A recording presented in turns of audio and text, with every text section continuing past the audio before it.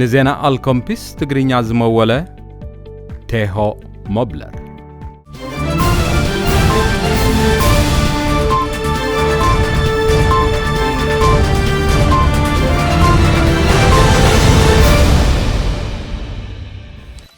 ሰላም ክቡራት ተኸታተልቲ መደብ alkompis Tigrinja ንሎሚ ዝተዳለው ዜናታት ሓጸርቲ ዜናታት ሒዘልኩም ቀሪበለኹ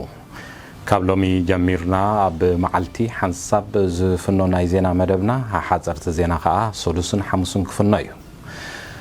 ንሎሚ ዝተዳለው ዜናታት ናብ ዝርዝር ክትወኩሜ ብሰንኪ ለበዳ ኮሮና በተደጋጋሚ ናብ ካልእ ግዜ ክሰጋገድ ዝጸንሐ ንላዕለዋይ ደረጃ ምእተው ፈተና ዝፈጠሮ ምትእጉጓል ንምትዕርራይ ኣብ ዝመጽእ ዘሎ 3 ዓመታት በተኸታታሊ ኣብ ዓመት ኣብ ክንዲ 2 ግዜ ጥራይ 3 ግዜ ኸውን መንግስቲ ከም ዝወሰነ ክፍለጥ ተኻኢሉ እቲ ኣብ ዓመት 2 ግዜ ጥራይ ዝወሃብ ዝነበረ ፈተና ላዕለዋይ ደረጃ ሄግ ስኩል ፕሩቭ ብዘይ ምክያዱ ንስራሓት ዩኒቨርሲቲታት ሽወደን በኣሉታ ከም ጸለወ ይዝረብ እቲ ብዓመት 3 ግዜ ክወሃብ ተመዲቡ ዘሎ ምእተው ፈተና ካብ ዝመጽእ ዘሎ ዓመት 2021 ክሳብ 2023 ጥራይ ክኸውን ምዃኑ መንግስቲ ሓቢሩ ኣሎ ኣገባብ ወሃባ አገልግሎት መርመራ ኮቪድ-19 ዓይነ ስውራን ሰባት አገልግሎት ክረኽቡ ብብዙሕ ሸነኻቱ ኣዝዩ ኣጸጋሚ ከም ዝኾነ ክብል ማሕበር ዓይነ ስውራን ሽወደን መረሩ ገሊጹ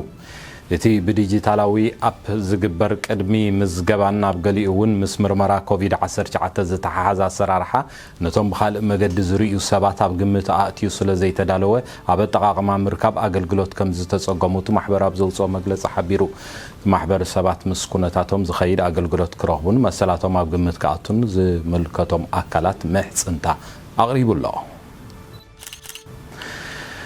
ኣብ ሃገረ ፊሊፒንስ እቲ ኣብ ግዜ ቀረባ መዓልታት ውጽኢታዊ ተባሂሉ ዝተነግረሉ ፍርያት ፌደራላዊት ሩስያ ዝኾነ ክታበት አንጻር ቫይረስ ኮሮና ኣብታ ሃገር ንምፍታን መደብ ከም ዝወፀ መራሕ መንግስቲ ሃገር ሮድሪጎ ዱተርቴ ኣዊጁሎ እቲ ስፑትኒክ ተባሂሉ ተሰይሙ ዘሎ ሩስያዊ ሓድሽ ክታበት ድማ ኣብ ዝመጽእ ዘሎ ኣዋርሕ ኣብ ፊሊፒን ቀዳማይን ካልኣይን ፈተነታት ድሕሪ ምክያድ ኣብ ዝመጽእ ዘሎ ዓመት ኣብ ግብሪ ንምውዓል መደብ ተሓንጺጹ ከም ዘሎ መራሕ መንግስቲ ሃገር ኣፍሊጡ ኣሎ ኣብ ዝመጽእ ዘሎ ቀዳመ ሰንበት ልዑል ዝዓቆኑ ሙቐትን ፀሓይን ኮይኑ ከም ዝቕጽልን ምስኩነታት ሙቐት ዝኸይድ ጥንቃቐታት ብምዝውታር ልዕሉ ሁሉ ከዓ ሓዊ ኣብ ምእጓድን ምጥፋእን ምስትውዓል ክህሉ በዓል መዚ ሜትሮሎጂ መተሓሳሰብ ኣቕሪቡ እቲ በዓል መዚ ብዘይካ ልዑል ሙቐት ምሕላው ሓደጋታት ባርዕ ሓዊ ኣብ ጫካታት ኣግራብ ዝበዝሑ ቦታታትን ናይ ምኽሳት ሓደጋ ኣሎ ብምባል ኩሉ ሰብ ጥንቃቐ ክገብር መጠንቀቕታ መሓላሊፉ ከም ዘሎ ጸብጻባት ኣረጋጊጾም ኣለዉ ክቡራት ተኸታተልቲ መደብና ንሎሚ ዝተዳለዉ ሓጸርቲ ዜናታት ዞም ስጋብ ሕጂ ክትከታተልዎም ዝጸናሕኩም እዮም ንኹሉ ምክትታልና ብዌብሳይትን ብዝተፈላለዩ ኣፕን ተዳልዩ ስለ ዘሎ ክትከታተሉና እንዳዓደምኩ ኣብ ናይ ጽባሕ ዓርቢ ሰፊሕ ናይ ዜና ምድላዋትና ስጋብ ንራኸብ ሰላም ደሓንኩኑ